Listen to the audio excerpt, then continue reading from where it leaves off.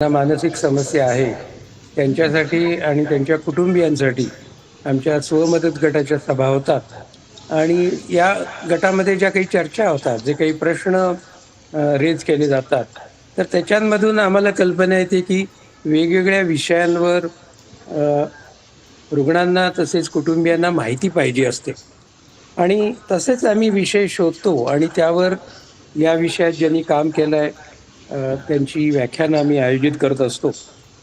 तर आज असंच एका महत्त्वाच्या विषयावर आणि आपण व्याख्यान ठेवलेलं आहे आणि तो म्हणजे ॲक्टिव्ह लिसनिंग, सजगपणे ऐकणे.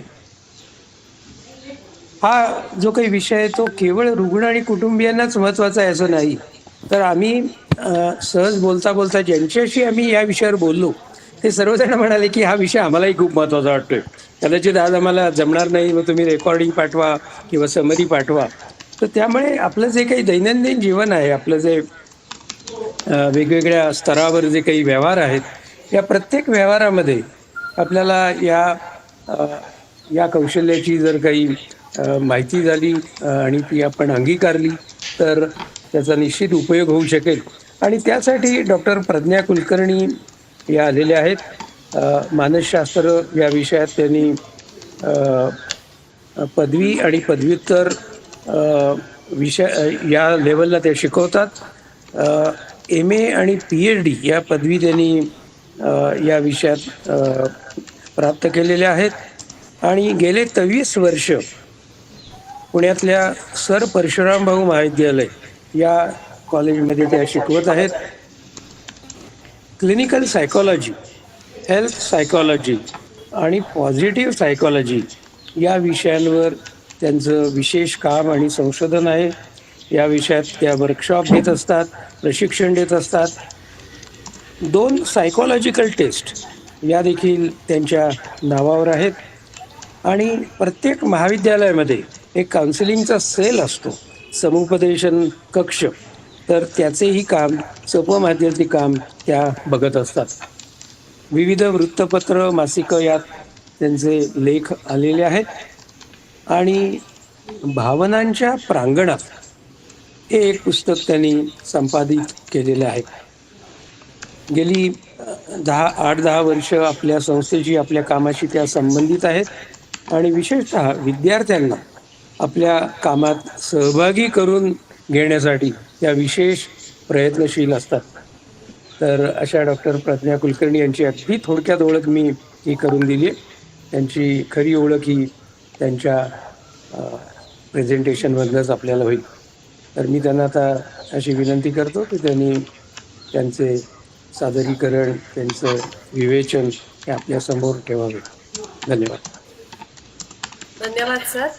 सर्वप्रथम वर्तक सर तुम्हाला धन्यवाद, एकलव्यला धन्यवाद की या प्लॅटफॉर्मवरती तुम्ही बोलवलेत आणि हा विषय मांडण्याची मला संधी इथे मिळते आहे. आणि जसं तुम्ही म्हणालात तसं मानसिक आरोग्याच्या संदर्भामध्ये तर हा विषय महत्त्वाचा आहे. पण त्याचबरोबर जिथे जिथे संवाद आहे, जिथे जिथे काही सोशल इंटरॅक्शन आहे, त्या प्रत्येकच ठिकाणी हे जे लिसनिंग स्किल जे आहे, ऍक्टिव्ह लिसनिंग जे आहे, ते खरोखरी खूप महत्वाचं आहे. आणि मला असं वाटतं की तर मानसिक आरोग्यातले बरेचसे प्रश्न जे आहेत ते कमी होतील, कदाचित ते उद्भवणारही नाहीत. आणि त्या दृष्टीने हा विषय जो आहे तो सरांनी उचलून धरला आणि याच्या विषयी आपण नक्की बोलू असं म्हणाले. मला वाटतं आत्ताच्या ऑडियन्समध्ये सुद्धा एकलव्याशी संबंधित अनेक जण आहेत, त्याचबरोबर काही विद्यार्थी आहेत किंवा काही इतरही मंडळी आहेत की ज्यांना एक इंटरेस्ट वाटतो आहे आणि म्हणून ते जॉईन झालेले आहेत. त्यामुळे मी मानसिक आजारापुरतं आता इथे बोलणार नाही, पण एक सर्वसाधारणतः आपल्या संवादामध्ये ऍक्टिव्ह लिसनिंग जी आहे तिची गरज कशी आहे आणि ती खरं सांगायचं ते कौशल्य म्हणतोय आपण त्याला. त्यामुळे मग कौशल्य म्हटल्यानंतर ते विकसित करता येतं. तर हे कसं विकसित करता येईल आपल्याला याविषयी आपण थोडक्यामध्ये मांडणी करण्याचा जो आहे तो मी प्रयत्न इथे करते आहे. बऱ्याचदा असं वाटू शकतं की ऐकण्यात कसलं आलंय बाबा कौशल्य. हा, ऐकण्याची प्रक्रिया खरं सांगायचं तर ती इनव्हॉलंटरी आहे ना, अनैच्छिक आहे. म्हणजे तुम्ही ठरवा नाही तर न ठरवा, कानावरती गोष्टी सतत पडतच असतात. आवाज ऐकावासा वाटला काय किंवा नाही वाटला काय, कान बंद केले तरच आपण ते आवाज आहेत ते बाहेरचे थांबवू शकतो. अन्यथा सतत आपल्या कानावर काही ना काहीतरी सतत पडतच असतं. तर मग ऐकण्याविषयीचं कौशल्य आहे म्हणजे काय बाबा? आपण मराठीमध्ये ना ऐकणे, श्रवण असे शब्द वापरतो. अ, इंग्रजीमध्ये 2 अ, ज्या वेगवेगळ्या टर्म्स वापरलेल्या आहेत, त्यातलं एक आहे हिअरिंग आणि दुसरं आहे लिसनिंग. तर मला वाटतं ह्या 2 गोष्टींच्या मध्ये ना शेडमध्ये खूप फरक आहे. हिअरिंग म्हणजे काय तर ज्याला आपण असं म्हणूया, की अ, ते ॲक्सिडेंटली म्हणजे जाता-जाता पडतच असतं आपल्या कानावर. पण लिसनिंग जे आहे ते कसं आहे, तर ते आपण ठरवतो, की हे मी ऐकणार आहे आणि मी लक्षपूर्वक ते ऐकते. अजून जो भाग आहे, की हिअरिंगमध्ये ही अनैच्छिक क्रिया आहे. लिसनिंगची जी क्रिया आहे ती कशी आहे, ती ठरवलेली आहे, व्हॉलंटरी आहे, की मी ठरवतो हे ऐकायचं आहे. हिअरिंग जे आहे ते काय आहे, त्याच्यामध्ये हेतू नाहीये हिअरिंगमध्ये. पण लिसनिंग हे आपलं हेतूपूर्ण अशा पद्धतीचं आहे. आणि हे हेतूपूर्ण लिसनिंग जे आहे ते ऐकणं, एक चांगला श्रोता होणं, ही जी गोष्ट आहे, ती मात्र एवढी पटकन होणारी बऱ्याचदा नसते. जाणीवपूर्वक आपल्याला एक आपला स्वतःमधला एक चांगला श्रोता आपण निर्माण नक्की करू शकतो. आणि मला वाटतं, की त्याचा उपयोग जो आहे तो अनेक बाबतींमध्ये आहे. आता ते कसं मला असं वाटतं, की अ, इथे हे असं एकतर्फी व्याख्यान देण्याच्या पेक्षा सुद्धा अ, मला कारण हा सगळ्यांच्याच आपल्या जिव्हाळ्याचा विषय आहे. संवाद हे आपण सर्वजणच कायमच करत असतो. तर आपण काही प्रसंग बघूया आणि मला असं वाटतं, की त्याच्याबद्दलच्या तुमच्या प्रतिक्रिया पण मला ऐकायला आवडतील हां. पहिला प्रसंग आहे बरं का. नेहमीच्या आपल्या घरातला. वर्किंग असे दोघं नवरा-बायको आहेत. तिचं नाव नेहा, त्याचं नाव निलेश. आता ही नेहा आहे, तिला ऑफिसमधनं यायला आज बराच उशीर झालेला आहे. ती घरी येते, बेल वाजवते. निलेश आहे तो दार उघडतो. नेहाचा चेहरा आहे हा वैतागलेला. थोडंसं जरा असंही करून ती आतमध्ये घरात शिरली आणि धपकन जाऊन सोफ्यावरती बसली. म्हणाली, "आज वैताग आलाय अगदी. केवढं प्रचंड ट्रॅफिक होतं अरे. मी अर्धा पाऊण तास मी नळस्टॉपच्या त्या ट्रॅफिकमध्येच अडकलेली होते आज." निलेश म्हणतो, "इथनं कशाला जाते तू? तुला माहिती नाही की तिथे केवढं असतं आणि त्यातून तू आज फोर व्हीलर घेऊन गेली होतीस. टू व्हीलर का नाही घेऊन गेलीस तू? हं? हे बघ आतल्या ज्या गल्ल्या आहेत ना, तिकडनं पटकन सुटतो आपण. पण तू ना हायवेनीच जातेस काय? मेन रोडनी जातेस. त्यामुळे ट्रॅफिकमध्ये फसतेस." प्रसंग संपला. आता दुसरा प्रसंग. दुसरा प्रसंग हा आई मुलामधला. हं? नीरज हा एक 6वी-7वीतला मुलगा आहे. तो शाळेतून घरी आला. तो घरी आला, तेच तणतण करत आला. आला, त्याने आल्यानंतर जोरात त्याचं दप्तर आहे ते असं फेकून दिलं आणि चिडचिड, चिडचिड करत म्हणाला, की "आई गं, मी अजिबात गॅदरिंगमध्ये भाग घेणार नाही. मला अजिबात त्या नाटकात काम करायचं नाही. मला बिलकुल सांगू नकोस. उद्या सांगून टाक त्या टीचरना, की मी करणार नाहीये." आई ऐकतच राहिली. मी म्हणली, "काहीतरीच काय बोलतोयस अरे तू? मागच्याच आठवड्यात मी जाऊन आले ना, तुझ्या टीचरशी बोलून आले मी. त्यांना सांगून आले मी, की हा नाटकात हे चांगला काम करतो, ह्याला नाटकात घ्या. मी सांगितलं म्हणून त्यांनी तुला नाटकात घेतलंय. तुला चांगला रोल पण दिलेला आहे आणि आता ही काय तुझी नाटकं चालू झाली आहेत? हे काही चालणार नाही हं. हे असले नखरे मी खपवून घेणार नाही. नाटकात घेतलेलं आहे ते काम करायचं. बास." हे 2 प्रसंग. बघा, पहिला प्रसंग जो आहे त्याच्यातली नेहा आणि दुसऱ्या प्रसंगातला हा मुलगा नीरज. सांगा मला, की आईच्या आणि नवऱ्याच्या या प्रतिक्रियेनंतर त्यांच्या मनामध्ये काय विचार असेल किंवा ते काय प्रतिक्रिया देतील? तुमच्यापैकी सांगू शकाल कोणी?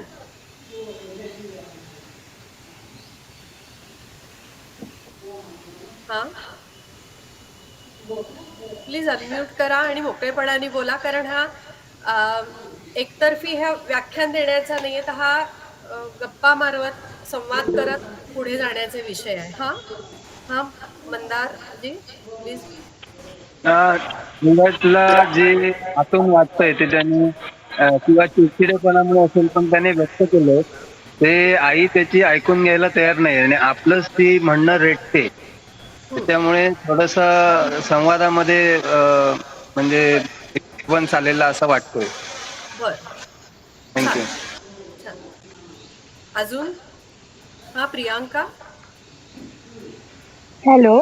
हा नीरज हा जो आहे तो कुमारवयीन वयात जाणारा मुलगा आहे. हा त्यामुळे पहिली गोष्ट म्हणजे मी शिक्षिका असल्यामुळे सांगू शकते की हा त्याची आई बाबा जे कोण जवळपासचे आहेत, अगदी आजी आजोबा सुद्धा, ते जर या वयाला समजून घेतील तर त्यांनी त्याचं का नेमकं कारण आहे ते शोधलं पाहिजे होतं. त्यामुळे नीरज कदाचित पटकन रिॲक्ट ज्या पद्धतीने होतोय ते त्यांना वाह्यातपणाचं वाटेल, आणखी काही वाटेल, पण ऍक्च्युली ते गुड लिस्नर इथे करा गरजेचं आहे. अर्थात दोन्हीकडे पाहिजे पण नीरजकडे जास्त पाहिजे. आणि नेहा जी आहे ती त्या मनाने फार टीनेज मधनं पुढे गेलेली आहे, पण तिचंही कदाचित असं होऊ शकतं की ती गुड लिस्नर जर नसेल तर तिने तिच्या नवऱ्याला म्हटलं असतं कदाचित की काय रे तू नेहमी मला शिकवत असतोस इथून नाही जायचं आणि तिथून. दोन्हीकडे तेवढंच ट्रॅफिक असतं किंवा असं काय लिहून ठेवलंय का की आज ट्रॅफिक इथे असेल की तिथे नसेल वगैरे. आज नेमकं दोन्हीकडे ट्रॅफिक असू शकतं किंवा तू जो रोजचा मार्ग निवडलायस तो अनेक जण आता निवडायला लागल्यामुळे तिकडेही ट्रॅफिक येऊ शकतं. पण त्यांच्यामध्ये एक हेल्दी हे होऊ शकतं. आणि नॉर्मली बायका ज्या पद्धतीने आजकालच्या सुद्धा कधीतरी भांडतात किंवा काहीतरी करतात, पण नवरा बायकोंमधले संवाद त्यातले त्यात माइल्ड राहतील. पण नीरजचं खूप ऐकून घेणं जरुरी आहे, कारण तो किशोरवयीन मुलगा असल्याने त्याला आता तुमच्या समजून घेण्याची खूप गरज आहे असं मला वाटतं. बर, छान. थँक्यू प्रियांका शेअर केल्याबद्दल. अजून कुणाला काही म्हणणं मांडायचं आहे? आपल्या दैनंदिन जीवनातली आहे बघा हे प्रसंग, की नेहाचं फिलिंग काय आहे. इची फिलिंग दॅट. हा, गोविंदजी बोला. हा, गोविंदजी बोला. तुम्ही हँड रेस केलेला आहे. म्यूटवर आहात सर. हा, म्यूटवर आहात तुम्ही. हा हा बोलते. हा, तर आईला एक असं अपेक्षा असते की मुलांनी म्हणजे ऑलराऊंडर व्हावं किंवा म्हणजे एक त्यांचं व्यक्तिमत्व खुलावं, म्हणून ते आपल्या परीने प्रयत्न करत असतात आई.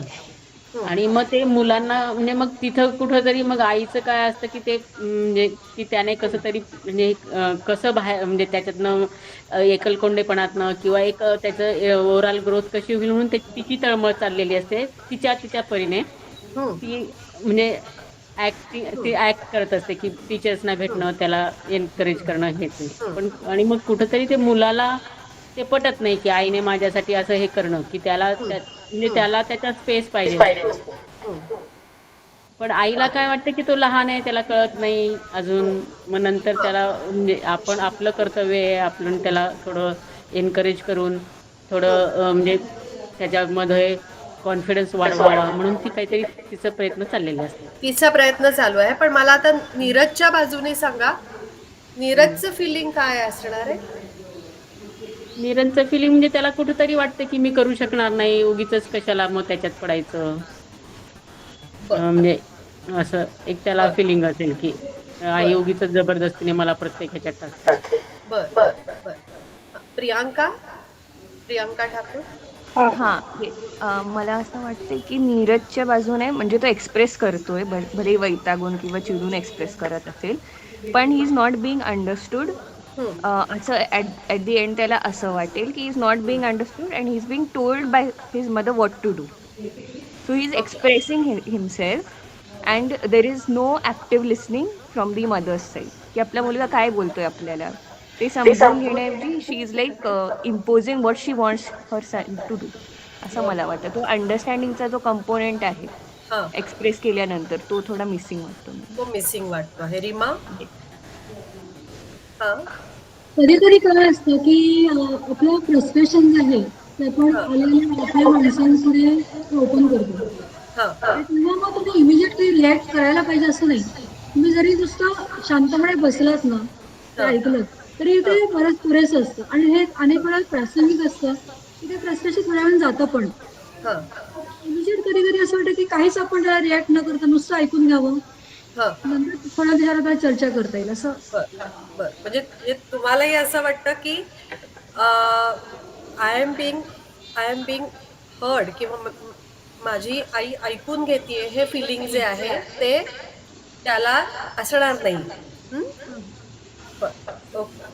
सुनीलजी, सुनील डोईफोडे, अनम्यूट करा.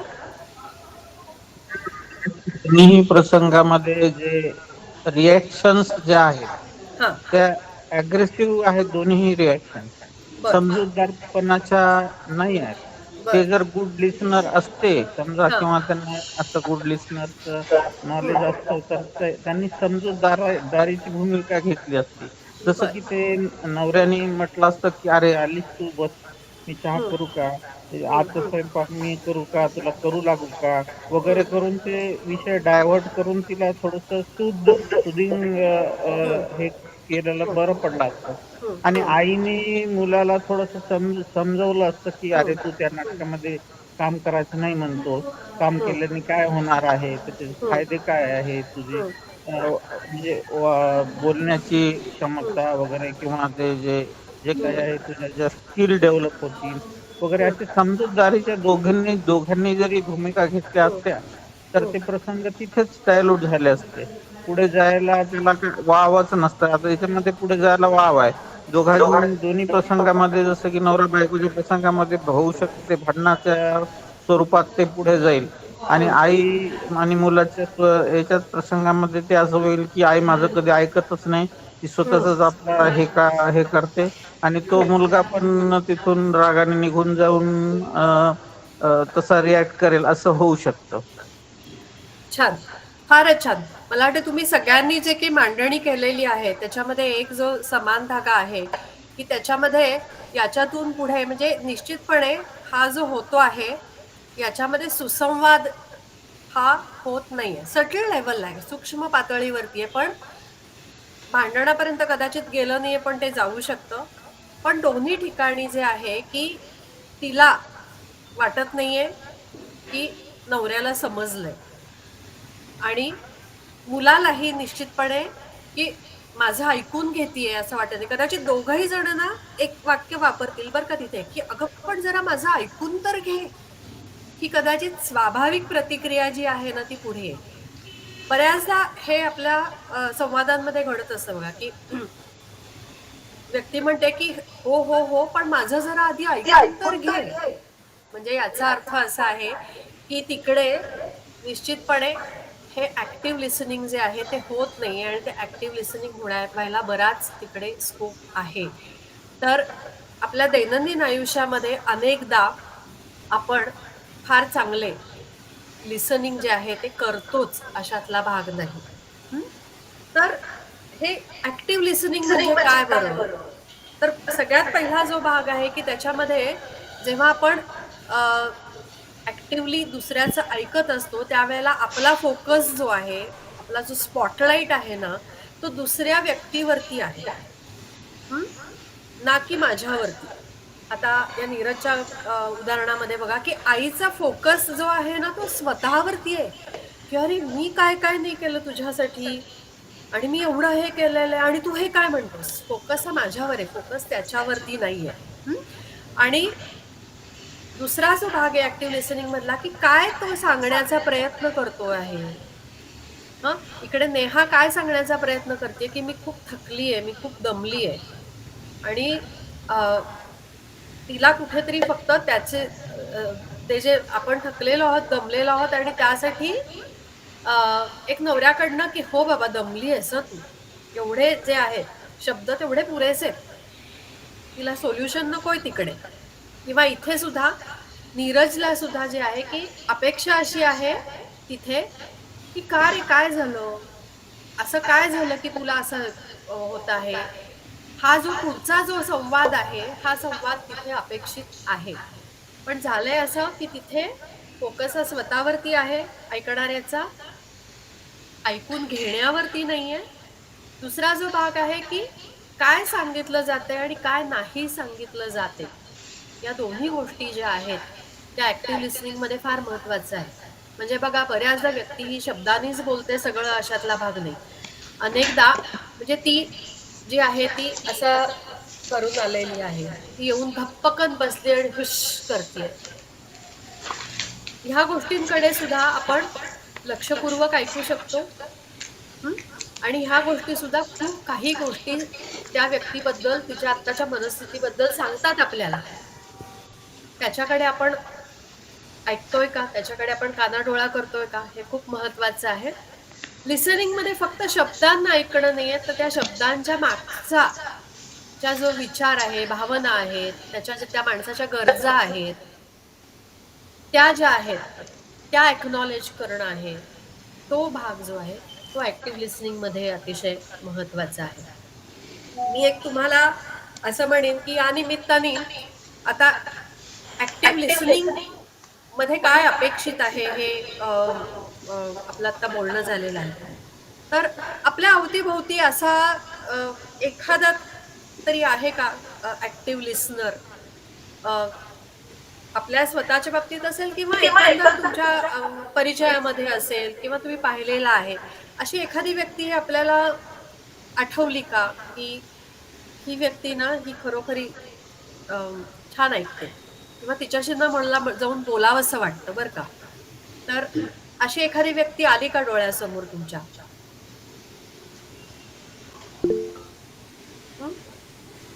आलेली आहे? हा, तर मला एक सांगा की ती जी व्यक्ती आहे तिला डोळ्यासमोर आणा आणि त्या व्यक्तीमध्ये अशा काय क्वालिटीज आहेत की ज्याच्यामुळे आपल्याला जाऊन त्यांच्याशी बोलावंसं वाटतं. या क्वालिटीज आपल्याला त्याची काही यादी करता येईल का? सांगू शकाल की हा ऍक्टिव्ह लिसनर आहे, हा कसं ऐकतो?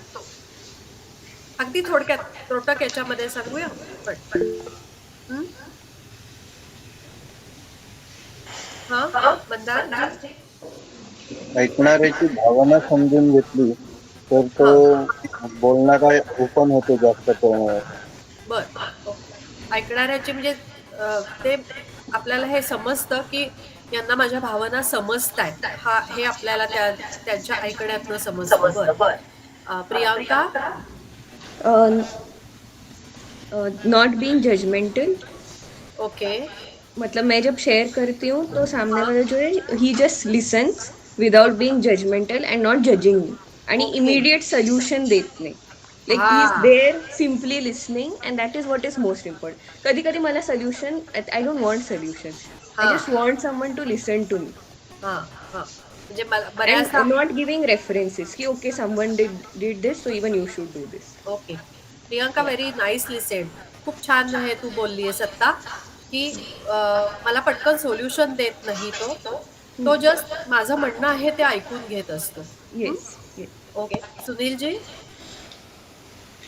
हा, माझा जो लिसनर आहे तो त्याला माझ्या स्वतःच्या जागी बघून ती परिस्थिती समजून घेतो आणि मग त्याच्यावरती काय आपण करू शकतो. म्हणजे ही टेक्स द पोझिशन ऑफ आपण, नॉट यू ऑर मी. आपण काय करायचं बा याच्यामध्ये, आपण काय करू शकतो, अशा तऱ्हेची ती भूमिका घेते. छान. म्हणजे ते जेव्हा तुम्ही बोलत असता तेव्हा तुमच्या भूमिकेत जाऊन ऐकता असं तुम्ही सांगितलं. Priyanka Barde? Hello. Not judgmental तर असतात, नॉट गिव्हिंग सोल्युशन्स पण असतात. पण पहिली गोष्ट म्हणजे ती जी साईताई आहे ती नेहमी मला म्हणते की मी जर काही बोलत असेल तर ती शांत राहते. तिला परत बोलावंसं वाटलं तर ती ऐकून घेते आणि परत सांगताना ती मला विचारते, मग बरं बाबा तुझं असं असं म्हणणं आहे तर मग तुला काय वाटतं, याच्यावर काय सोल्युशन काढते. म्हणजे मला पर्याय विचारून घेते पहिल्या, माझ्या डोक्यात काय, असं सुद्धा होतं. दुसरी गोष्ट आता जसं यांनी सांगितलं तसं मला फुटस्टेप्स मध्ये स्वतःलाही ठेवते माझ्या, किंवा आणखी काय असेल तर पहिली गोष्ट म्हणजे ती माझ्या घरातली असल्यामुळे आणि बरोबरीने ती एक प्राध्यापिका, शिक्षिका, सगळ्या पद्धतीची विचारसरणी असल्यामुळे पहिली गोष्ट म्हणजे तिचंही मी ऐकून घेऊ शकते हे ती मला समजावून सांगते. मला म्हणते अशा पद्धतीने तूही समजून घेत जा. बर, तर हे महत्वाचं वाटतं. खूप छान, खूप छान प्रियांका. केदारजी. Hello, Gauri here. हा, गौरी गौरी. तर माझं असं असतं की मला माझं सोशलायझेशन समजून घेऊन माझ्याबरोबर काय चालू आहे किंवा मी काय करत आहे हे समजून घेतल्यामुळे माझं जे म्हणणं आहे ते आधी लिसनिंग व्यवस्थित केलं जातं. माझ्या ह्याच्या फूटस्टेपमध्ये घेऊन मला केलं जातं. हा, आणि हे जे म्हटलं जातं की नॉट जजमेंटल आणि नॉन हे की लिसन, हे पण होतं की तू आधी माझं आमचं ऐकून घे काय चालू आहे काय नाही आहे, whether it is emotional or not, छान असं छान, होतं. फार छान. हे दोन्ही सगळ्यांनी भाग होत आहेत. हा, अजून काही सांगायचं आहे? नाही, तुमच्या सगळ्यांच्या ना प्रतिक्रिया ह्या खरोखरी अतिशय बोलक्या होत्या, सुंदर होत्या. आणि मला सगळ्यात पहिलं असं सांगायचं वाटतं की you are really fortunate to have a good listener around you. कारण हा एक लिस्नर आहे, हा किती महत्वाचा असतो आपल्या सर्वांच्या आयुष्यामध्ये. आणि तुम्ही आता ते ऐकताना कसं ऐकतात, त्यांच्यामध्ये काय क्वालिटीज असतात, याची इतकी सुंदर यादी दिलेली आहे. आपण खरं सांगायचं झालं तर याविषयीच आपण थोडंसं पुढे बोलणार आहोत. त्यामुळे हेच जे काही मुद्दे आहेत हे आपण थोडेसे अधिक विस्ताराने जे आहेत ते आपण बघणार आहोत पुढे. तर तुमच्या आता बघा सांगण्यातनं हे आलं होतं की ह्या ऐकण्यातनं आपल्याला कशा कशाची मदत होते. तर सगळ्यात पहिल्यांदा आहे की आपण दुसऱ्यांच्याशी बोलायला जेव्हा जातो तेव्हा बऱ्याचदा आपण इमोशनली डिस्टर्ब असतो, इरिटेबल झालेलो असतो, अस्वस्थ असतो. आणि मग ह्या अस्वस्थता जेव्हा असते तेव्हा असं वाटतं की कुणाशी तरी मला हे बोललं पाहिजे. आणि हे असे जे चांगले लिसनर असतात तिकडे गेल्यानंतर काय होतं तर आपल्याला त्यांच्याशी बोलल्यानंतर आपली ही जी निगेटिव्ह इमोशन्स असतात ना त्याची सगळ्याची तीव्रता कमी होते, त्याची इंटेन्सिटी कमी होते. आणि कसं होतं की ती सगळी वाफ असते ना, प्रेशर कुकरचं कसं असतं, प्रेशर कुकरमध्ये बघा खूप वाफ साठली की शिट्ट्या होतात, तसं ते आपल्या मनामधलं प्रेशर आहे इमोशन्सचं, निगेटिव्ह इमोशन्सचं, ते कमी होतं. आणि मग कुठेतरी आपल्याला हलकं वाटायला लागतं. अनेकदा आहेत की हे इमोशन, निगेटिव्ह इमोशन्सचं प्रेशर निघून गेलं ना की आपल्याला आपल्या मनाचा तळ दिसतो की हा नक्की मला म्हणजे काय वाटतंय, मला नक्की काय केलं पाहिजे. आणि मग आपल्याला त्याच्यातून आपल्याला प्रश्न सोडवायला जे आहे ते नक्कीच मदत होतं. आणि अजून जो महत्वाचा जो भाग आहे याच्यामध्ये ते म्हणजे की बघा तुम्ही की ह्या चांगल्या ऐकण्याने आपण एकमेकांशी अतिशय सुंदर कनेक्ट होतो ना.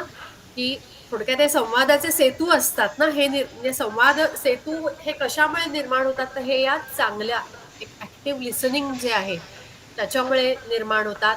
आपले नातेसंबंध, रिलेशन्स आहेत ते सगळ्यांची खूप छान घट्ट होतात. आणि याच्यासाठी आवश्यक नाही की हे ऍक्टिव्ह लिसनिंग जे आहे ते फक्त जवळच्या नात्यांमध्येच महत्वाचं आहे. तुम्ही कुठलाही संदर्भ घ्या, म्हणजे अगदी तुम्ही भाजीवाल्याशी बोलताना सुद्धा तुमचं ऍक्टिव्ह लिसनिंग असणं, एखाद्या विक्रेत्याशी बोलताना आहे, ऑफिसमधला बॉस आहे त्याच्याशी बोलताना आहे, प्रत्येक ठिकाणी हे जे कौशल्य आहे, हे लिसनिंग जे आहे ते निश्चितपणे चांगले नातेसंबंध निर्माण करणं, आपले त्या विषयाच्या संदर्भामध्ये जे काही प्रश्न आहेत ते सोडवायला मदत करणं, या दृष्टीने हे अतिशय मदतीचे असतात. त्यामुळे हे लिसनिंग फार महत्वाचं आहे. आता हे लिसनिंग जे आहे ते आपलं कसं स्वतःमध्ये डेव्हलप करायचं, तर ज्याला आम्ही एक काय म्हणतो की महत्वाचं जे आहे ना, चांगल्या लिसनिंगसाठी सगळ्यात महत्वाचं आहे ते आहे म्हणजे लिसनिंग ॲटिट्यूड डेव्हलप होणं आपला. म्हणजे काय तर आता तुमच्या काही जणांच्या बोलण्यामधून हे आलं होतं की मी केव्हा दुसऱ्याचं चांगलं ऐकू शकतो की ज्या वेळेला माझ्यामध्ये ती सहृदयता असते, एम्पथी ज्याला म्हणता येऊ शकेल. एम्पथी म्हणजे काय तर आता मगाशी सुनीलजींनी सांगितलं की माझा जो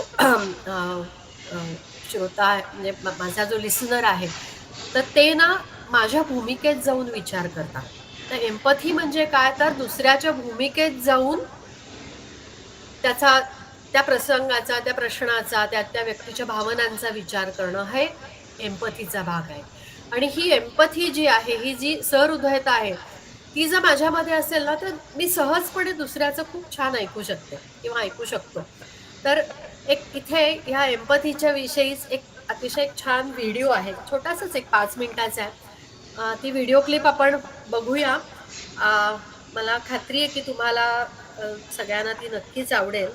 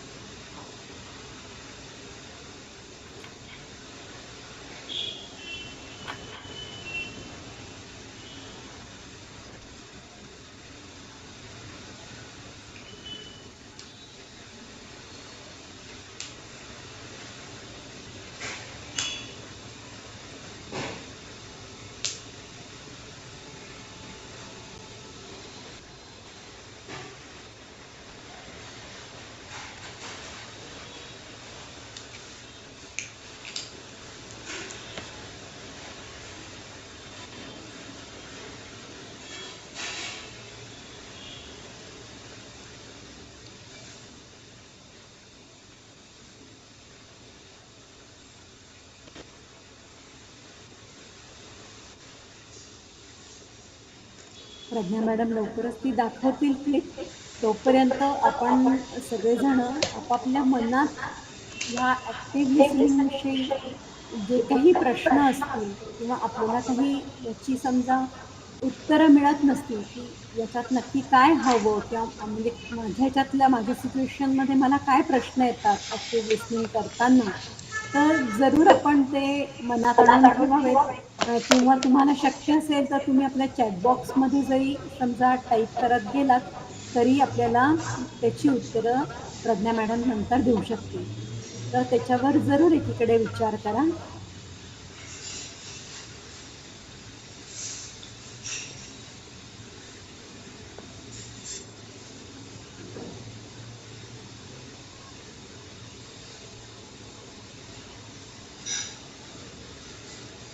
आपण आपल्या एकलव्य स्वमदत गटात म्हणजे नेहमीच एम्पथी हा शब्द वापरत असतो.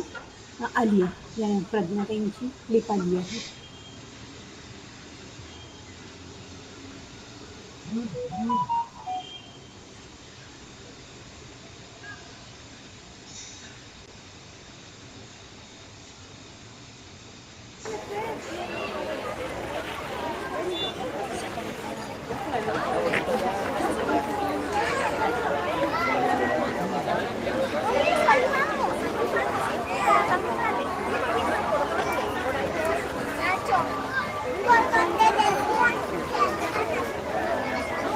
Ma'am please share your screen.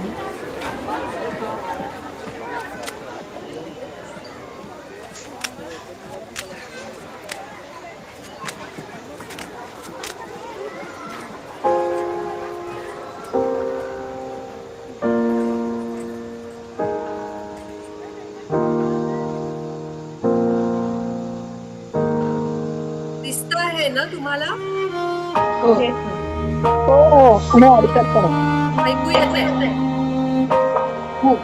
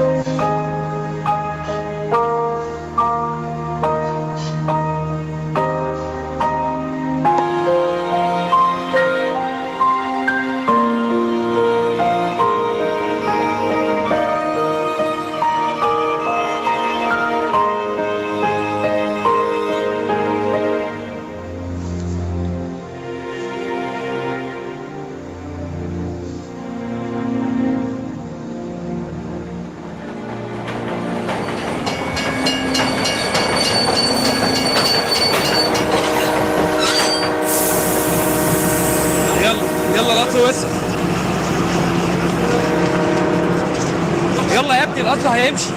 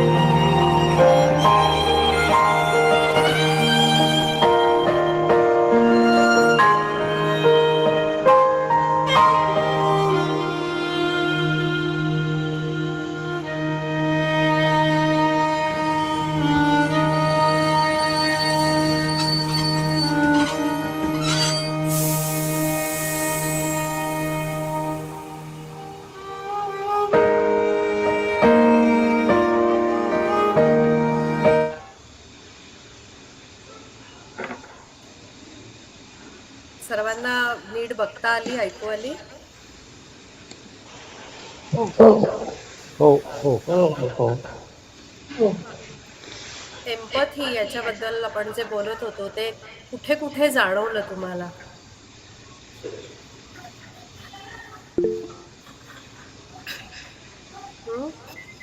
Priyanka? मला असं वाटतं हा. एका मुलाने दुसऱ्या मुलाची निकड पण जाणून घेतली तेवढ्याच वेळात, जेवढ्या वेळात तो धावत होता त्या बूट परत देण्यासाठी. तर त्याच्यात हेही लक्षात आलं, जो मुलगा बूट वाला होता, म्हणजे त्याच्याकडे होता बूट, तो जाणून त्याच्या लक्षात आली पटकन ती गोष्ट, आणि त्याने फ्रॅक्शन ऑफ सेकंड्स मध्ये असा निर्णय घेतला की या मुलाला एका पायात चप्पल आहे, धावायला लागतंय माझा बूट द्यायला, पण तो कसोशीने प्रयत्न करतोय. तर त्याला त्याची एम्पथी जाणवली की तो समोरच्या मुलाला किती गरज आहे. त्याने तिकडे सहानुभूती नाही दाखवली, त्याने एम्पथीच दाखवली आहे. परानुभूती ज्याला म्हणतात मराठीत. छान. हा, गौरीजी? मला वाटतं की त्याने एक बूट गमावल्यानंतर पुन्हा हा बूट जो त्याला पळत धावत येऊन देत होता, त्याच्यामध्ये त्यांनी त्याच्यावरली परानुभूती समजून घेतली आणि मग तो बूटही त्याला पाठवून दिला ट्रेन मधून.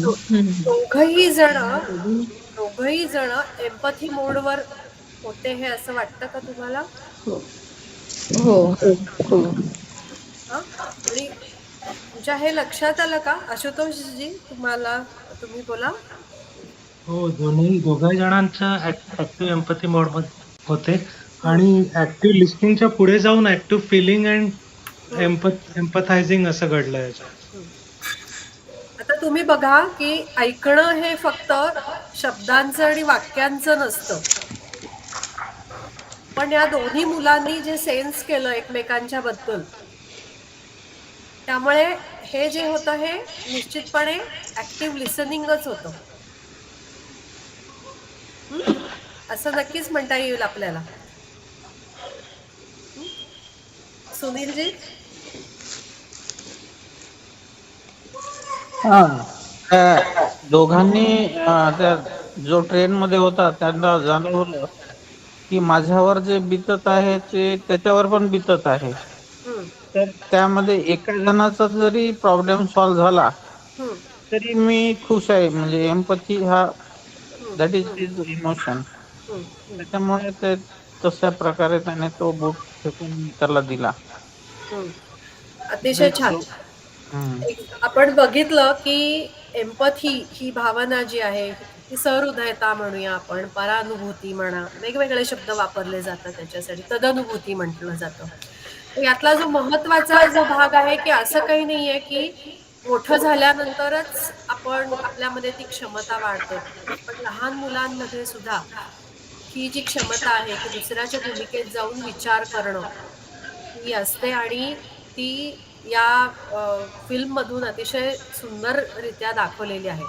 तर थोडक्यात काही ही क्षमता आपल्या प्रत्येकामध्ये आहे आणि जेव्हा माझा ॲटिट्यूड हा एम्पॅथेटिक असतो, ज्यावेळेला मी अ, ही सहृदयता माझ्यात असते, त्यावेळेला ना हे ॲक्टिव्ह लिसनिंग जे आहे ना, हे खूप सहज निश्चितपणे घडतं. हं. तर त्यामुळे हा एम्पॅथी मोड जो आहे, तो तो अप्रोच जो आहे, तो आपल्यामध्ये डेव्हलप होणं जो आहे, तो महत्वाचा आहे. हं. थोडंसं पुढे जाऊया आता. एकच मिनिट हां, मी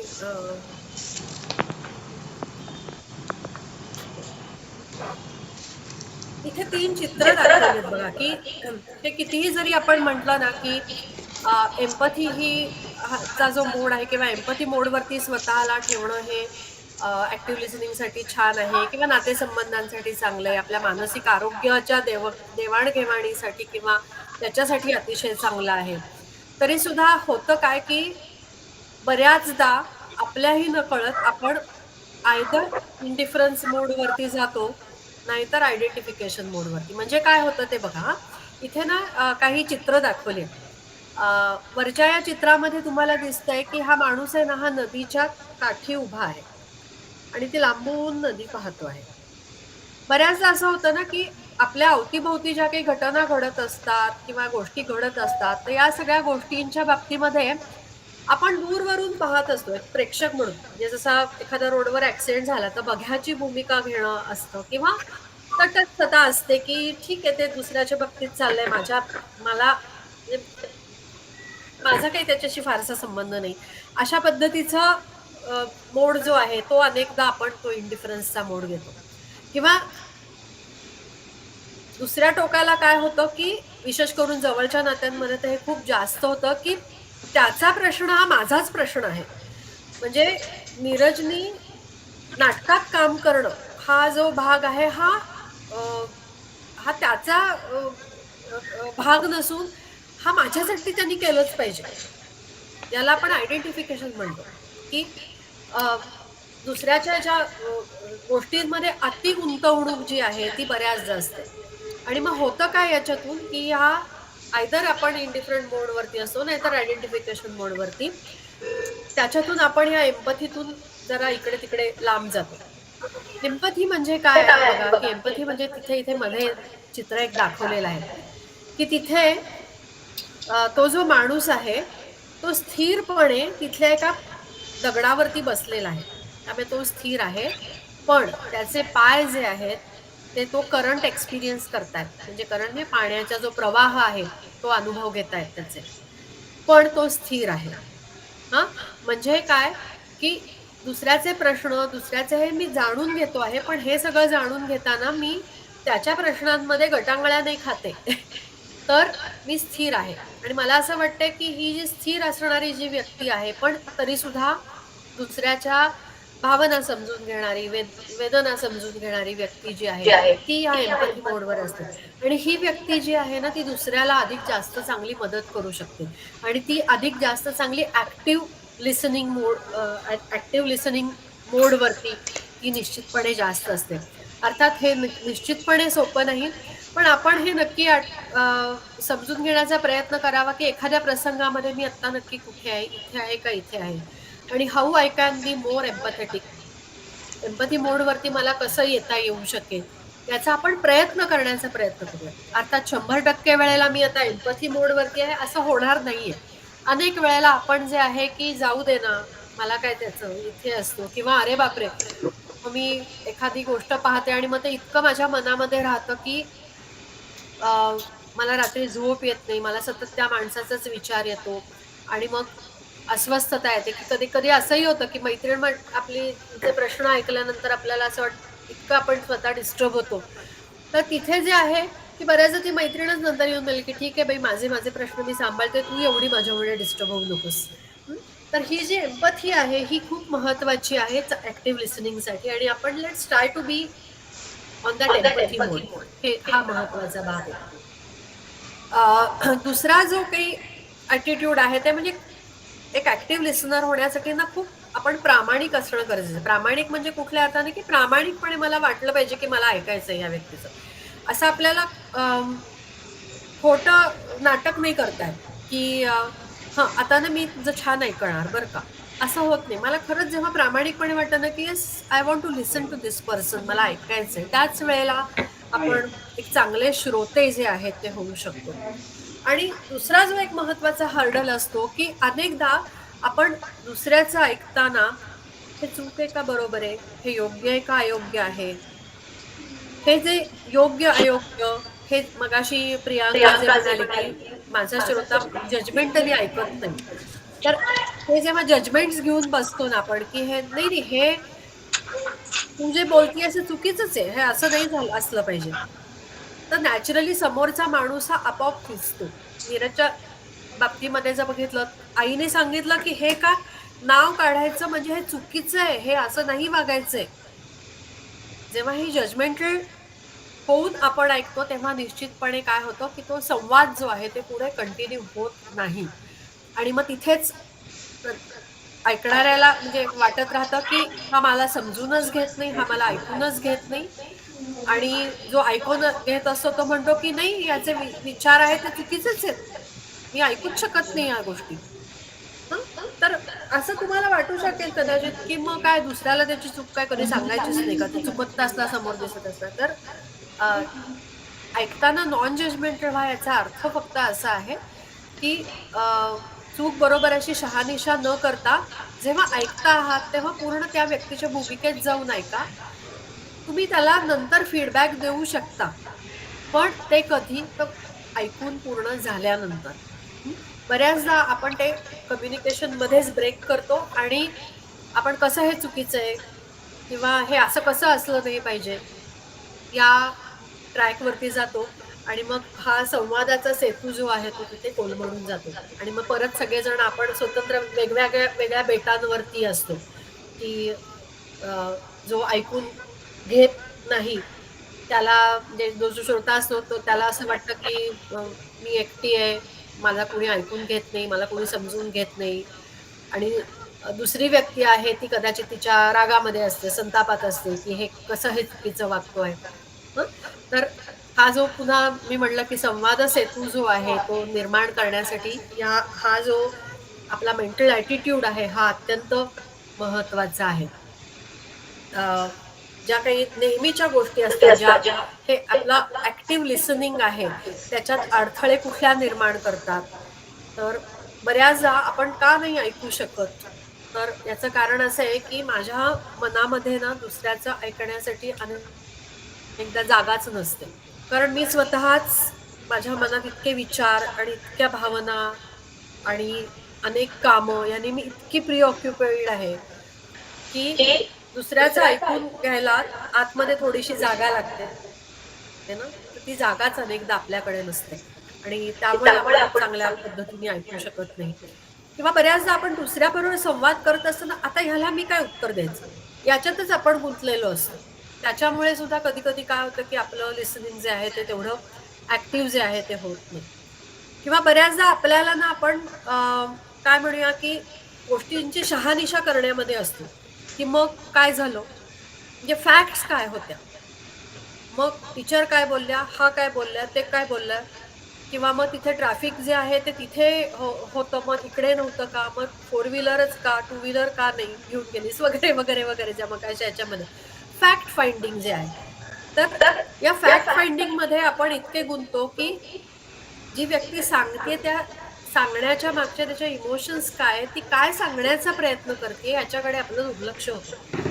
त्यामुळे यासारख्या काही गोष्टी ज्या आहेत त्या आपलं लिसनिंग जे आहे ते लिसनिंग मोडवर न राहता आपण ते we are just actually hearing that person असं होतं. किंवा बऱ्याचदा आपले स्वतःचे पूर्वग्रह असतात अनेक, आणि त्या पूर्वग्रहाने आपण बघत असतो की ही व्यक्ती ना, नाही ही कायम एक्सक्युजेसच देते, ते माझ्या मनात पूर्वग्रह आहे. त्यामुळे आता ती विचारायला आली की मला रजा मिळेल का, की मला माहिती आहे तिचा आहे, माझा पहिल्यापासून हा अनुभव आहेच आहे मला, ती कामचुकारच आहे, माझ्या मनात पूर्वग्रह आहे. त्यामुळे या पूर्वग्रहाने मी बघतो, म्हणजे हे जे मी चष्मे घातलेले असतात ना, या चष्म्यांमुळे काय होतं तर मी लिसनिंग मोडवरती, ऍक्टिव्ह लिसनिंग वरती जात नाही. किंवा बऱ्याचदा आपल्याला आहे की आपण दुसरा काय म्हणतो यापेक्षा माझे जी मतं आहेत ती दुसऱ्याला सांगण्याचा, त्यांच्यावरती नकळत आपण ती लादण्याचा प्रयत्न जे आहे ते करत असतो. आणि या सगळ्याच्यातून होतं काय, आणि हे बघा, हे असं नाही, हे सगळ्यांचंच आपल्याला होतं की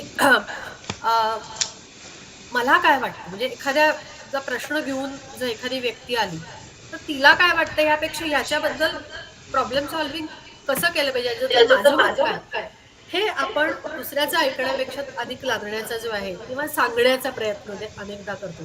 आणि त्याच्यामुळे काय होतं की हा ब्लॉक जो आहे ऐकण्यामधला हा निर्माण होतो, आणि पुन्हा हे संवादाचे सेतू आहेत हे बांधले जात नाही असं होतं. काही छोट्या छोट्या गोष्टी आपण बघूया की काय करता येऊ शकेल आपल्याला चांगला श्रोता बनण्यासाठी. तर अगदी छोटी गोष्ट जी आहे ती म्हणजे मस्त स्माईल. कुठल्याही संवादाची सुरुवात छान स्माईलनी केलात ना की पुन्हा लक्षात घ्या की हे संवाद सेतू आहेत हे बांधले जातात.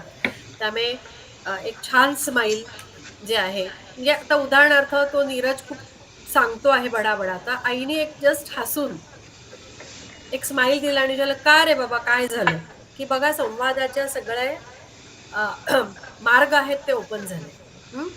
किंवा हा जो नवरा आहे तो तिच्याकडे बघून त्यांनी फक्त स्माईल केलं आणि म्हणाला खूप थकलेली दिसतेस. कम्युनिकेशन बांधलं गेलं तिथे. अजून जो एक भाग आहे ते म्हणजे आय कॉन्टॅक्ट घेऊन बोलणं. अनेकदा असं होतं की आई वडील कामामध्ये आहेत, ते मूल येऊन काहीतरी सांगत आहे आणि आपण त्याच्याकडे न बघताच बोलतो.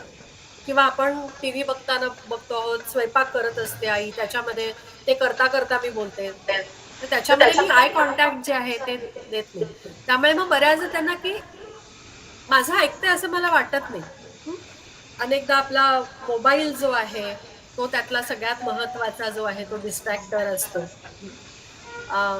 किंवा छोट्या छोट्या गोष्टी आहेत की जेव्हा आपण चांगलं ऐकतो तेव्हा पहिली गोष्ट की हे मोबाईल सारखा डिस्ट्रॅक्टर आहे. बऱ्याचदा असं होतं ना की मुलं सुद्धा आजकाल सांगतात की आता तो मोबाईल बाजूला ठेव आणि मी काय सांगतो ते ऐक. हे डिस्ट्रॅक्टर्स आहेत, हे आपण बाजूला ठेवणं जे आहे ते गरजेचं आहे तिथे. दुसरा जो भाग आहे की योग्य ते प्रश्न विचारणं.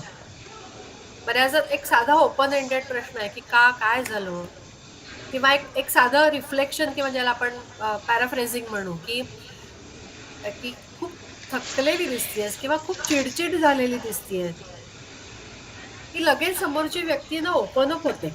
तर अशासारख्या ज्या गोष्टी आहेत, अशासारखी किंवा अगदी छोटेसे वाक्य की हो मला समजतंय, किंवा खरंच ग की असं होतं हे कळतंय बरं का मला, यासारख्या ज्या काही छोट्या छोट्या गोष्टी आहेत. किंवा छोटीशी साधी रिएन्फोर्समेंट आहे की एखाद्या व्यक्तीला जे आहे की आपण हक करणं आहे, त्याच्या पाठीवरती एक थाप मारणं आहे, हे यासारख्या गोष्टी सुद्धा आपल्याला खूप मदत करतात की yes I am being heard. मला हे समोरची व्यक्ती आहे ना तिला समजतंय. आणि मला बऱ्याचदा वाटतं की अनेक शब्दांपेक्षा सुद्धा स्पर्श जो आहे तो खूप पॉवरफुल असतो आणि तो खूप काही जास्त सांगून जातो. विशेष करून जवळच्या नात्यांमध्ये ते जे आहे की पाठीवरती थाप मारणं आहे, हातावर मध्ये हात घेऊन थापटणं आहे, यासारख्या गोष्टी. किंवा तर या गोष्टी ज्या आहेत ह्या आपल्याला खूप सांगून जातात की येस हा समोरचा माणूस जो आहे तो माझा ऐकतो आहे आणि दे आर व्हॅलिडेटिंग मी, की हो माझे कन्सर्न जे आहेत हे व्हॅलिड आहेत, हे यांना समजतं आहे. त्यामुळे यासारख्या छोट्या छोट्या गोष्टी करा बघा तुम्ही की नाती जी आहेत ती किती किती दृढ होतील त्याच्यामध्ये. हं? आणि याच्यामध्ये विसंवाद आहेत हे सगळे निश्चितपणे विरघळून जातील आणि एक सुंदर नात्याचा अनुभव जो आहे तो आपल्याला याच्यामधून नक्की घेता येऊ शकेल.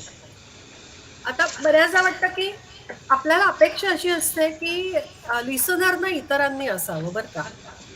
तर मला असं वाटतं की अनेकदा असं होऊ शकतं की हो मी इतरांचं ऐकून घेते पण माझं ऐकायला कोणी नसतं असं होऊ शकतं. अगदीच होऊ शकतं. पण इतरांचं मी ऐकून घेण्यामध्ये सुद्धा माझे काही बेनिफिट्स असतात. माझे काही फायदे नक्कीच असतात. म्हणजे काय? तर बघा तुम्ही की जेव्हा हा संवाद हा छान सुसंवादाकडे जातो, तेव्हा आपल्यालाही छान फिलिंग असतंच ना, की अरे आमचं ना बोलणं खूप छान झालं बरं का. कदाचित तिथे मी माझ्याबद्दल काही बोलले नाही, मी ऐकलं त्याचं. पण ते ऐकताना सुद्धा ना मला खूप छान वाटलं, भारी वाटलं. आणि सध्याच्या काळामध्ये तर मी नक्की असं म्हणेन की दुसऱ्याचं इतकं छान ऐकणं that's the best gift that you can give it to others. म्हणजे तुम्हाला कुठल्याही प्रसंगामध्ये जर असं होत असेल,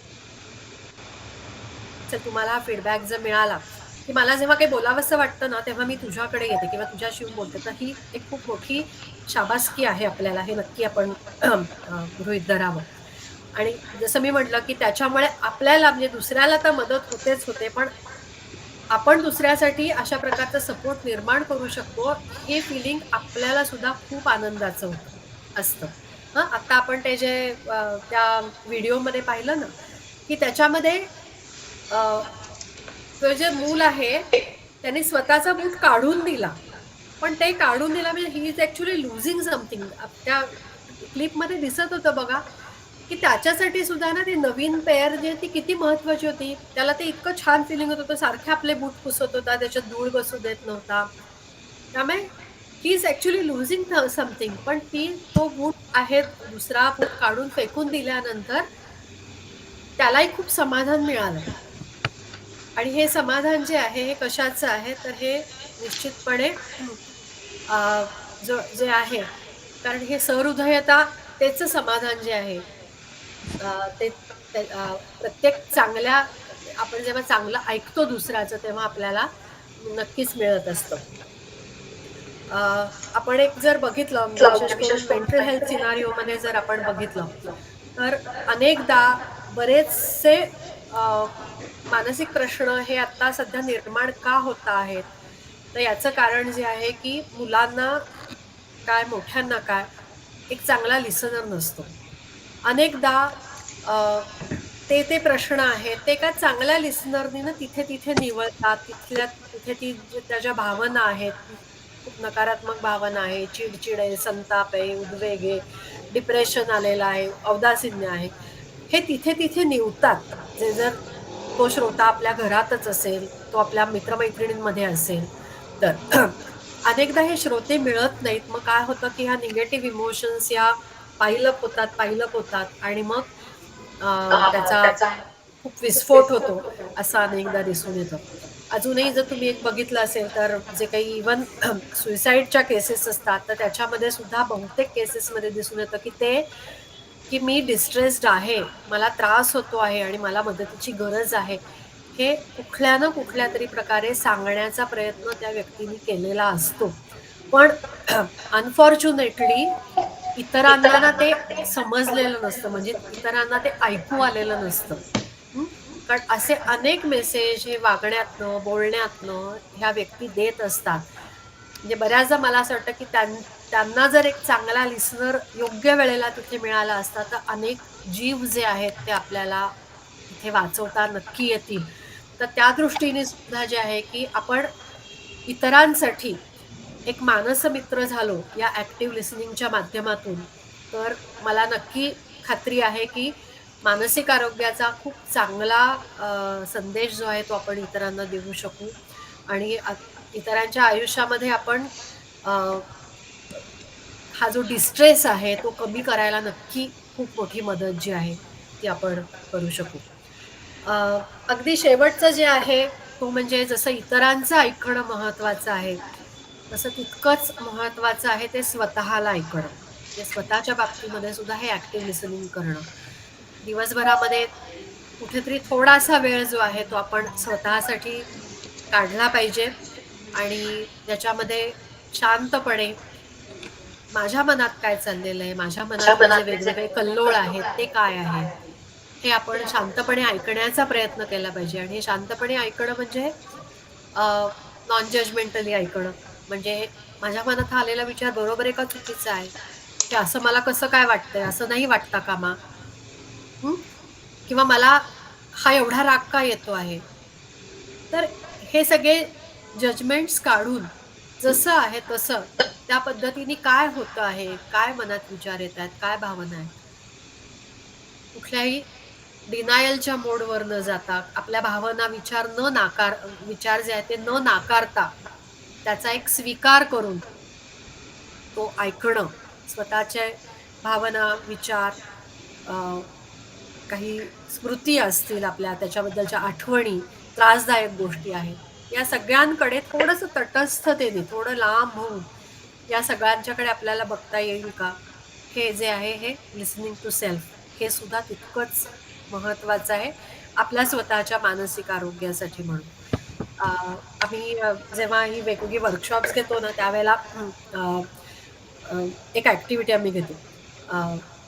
ग्लिटर म्हणजे चमकी असते की नाही, तर ती चमकी एका बंद डबीमध्ये ठेवून ती अशी आम्ही हलवतो. मग ती चमकी जी आहे ती अशी सगळीकडे पसरते. आता याला आम्ही म्हणतो माइंड जार. म्हणजे कसं की हे आपलं मन आहे आणि या मनामध्ये असलेले हे जे वेगवेगळे रंगचे चमकी आहे ना, हे म्हणजे आपले विचार आहेत, हे आपल्या भावना आहेत. आणि एखादा काहीतरी प्रसंग घडतो आणि मग हे सगळे विचार, भावना त्याचे जे आहे ती अस्वस्थता येते आणि मग ते सगळे चमकी जशी पूर्ण पाण्याभर अशी पसरते तसे ते विचार पसरतात. तर एकच जी छोटीशी गोष्ट आहे की ती म्हणजे तो जो जार आहे तो शांत स्थिर ठेवा. तो ठेवल्यानंतर काय होतं, हळूहळू ती सगळी जी चमकी आहे ती खाली सेटल होते, खाली म्हणजे विचार हे मनातनं जाणार नाही, पण ते शांत होतात. तर मला वाटतंय की यालाच आपण म्हणू माइंडफुल लिसनिंग. आणि हे माइंडफुल लिसनिंग जे आहे की थोडंसं स्वतःला त्या प्रसंगापासून थोडं डिस्टन्स करा, थोडं अंतर ठेवा. स्वतःच्या बाबतीत आपण चूक बरोबर ही जजमेंट थोडी आपण त्याची सैल करूया, स्वतःला स्वीकारूया की हो ठीक आहे, होऊ शकतं असं. It's okay to feel like that. It's okay to have these emotions. It's okay to be disturbed. It's okay. आणि स्वतःच्या बद्दल एक पॉझिटिव्ह केअरिंग ॲटिट्यूड जो आहे तो आपण ठेवूया. तर हे जे सेल्फ लिसनिंग आहे, हे सेल्फ लिसनिंग हे निश्चितपणे अत्यंत स्वतःसाठी उपयोगाचं आहे. आपल्याला जरी असं वाटत असेल की माझं ऐकून घेणारं कोणी नाही, तरी एक व्यक्ती हे आपलं स्वतःचं ऐकून घेणारं नक्की आहे, ते म्हणजे मी स्वतः. त्यामुळे स्वतःलाही सुद्धा आपण ऐकूया, ॲक्टिव्ह लिसनर होऊया आपण सगळेजण स्वतःसाठी. आणि दुसरा जो एक भाग आहे की परमेश्वरांनी बघा आपल्याला 2 कान दिले आहेत आणि 1 तोंड दिलेलं आहे. बऱ्याचदा असं होतं की मला बोलायचंय, तुम्ही माझं ऐका. तर खरं सांगायचं तर निसर्ग हा वेगळा मेसेज देतोय. निसर्ग असं सांगतोय की जास्त ऐका, कमी बोला. त्यामुळे आपण सगळेजण जास्त ऐकूया.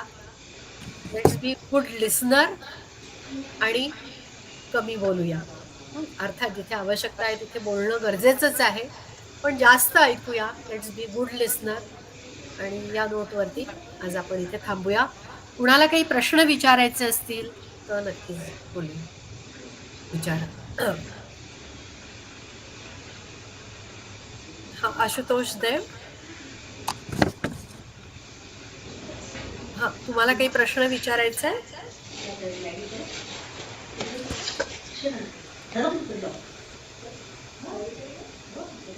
रोहिणी जोशी.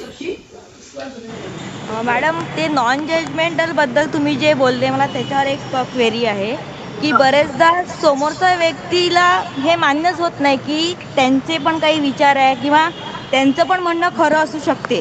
मग अशा वेळेस असं होते की आपल्याला जेव्हा माहिती होते की समोरचा व्यक्ती आपलं मत हे खोटंच ठरवणार आहे किंवा चुकच ठरवणार आहे, तर आपण त्या व्यक्तीची ते शेअर नाही करत.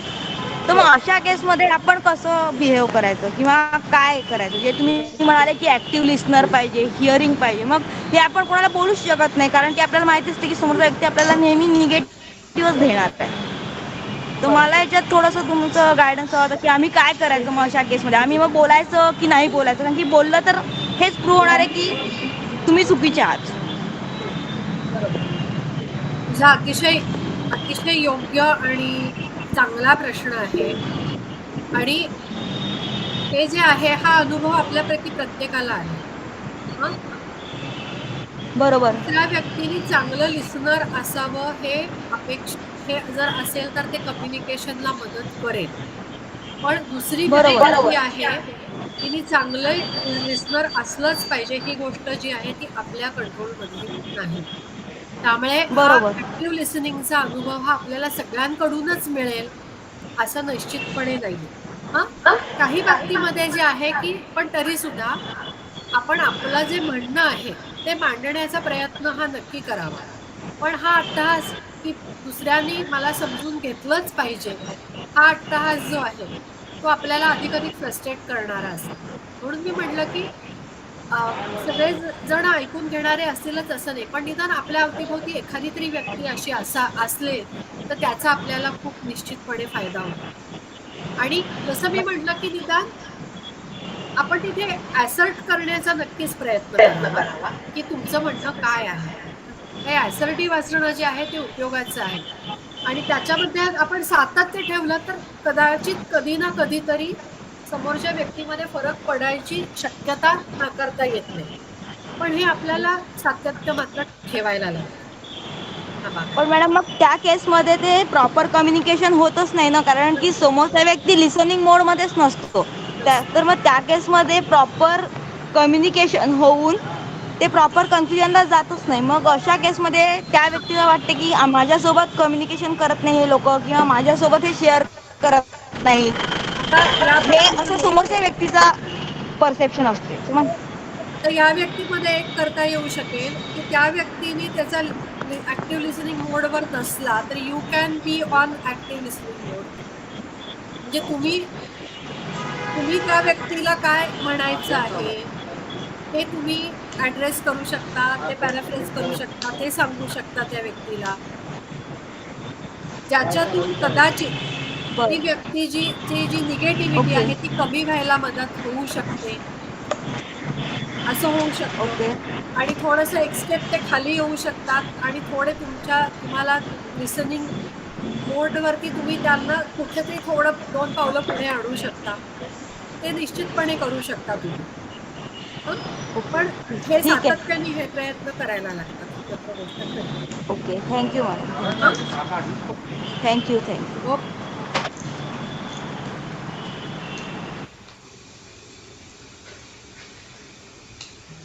हा प्रियांका बर्डे. हॅलो, हा मला एक असा प्रश्न पडलाय की तुम्ही मत दुसऱ्यावर लादू नका, मग स्माईल करा, पहिली गोष्ट सांगितली. तर माझ्या बाबतीत मला असा अनुभव आहे की मोस्टली हा माझे डॉक्टर, जसे मी आता तुमच्याशी बोलतेय तसं मी खूप अभ्यासपूर्ण बोलते असं वगैरे सगळ्यांचं म्हणणं असतं. हा आणि म्हणून माझे डॉक्टर्स किंवा जे माझ्या आजूबाजूची मंडळी आहेत हा ज्यांना साधारणपणे मी काही गोष्टी सांगायला जाते कुठच्याही बाबतीत, हा ते स्माईल देतात, पण हा त्यांची स्माईल बहुतेकदा कुत्सितपणाची असं जाणवतं आमच्यावर एक स्टिग्मा असल्यामुळे मोस्टली, आणि ज्याच्याकडे मी दुर्लक्ष करत आले आतापर्यंत.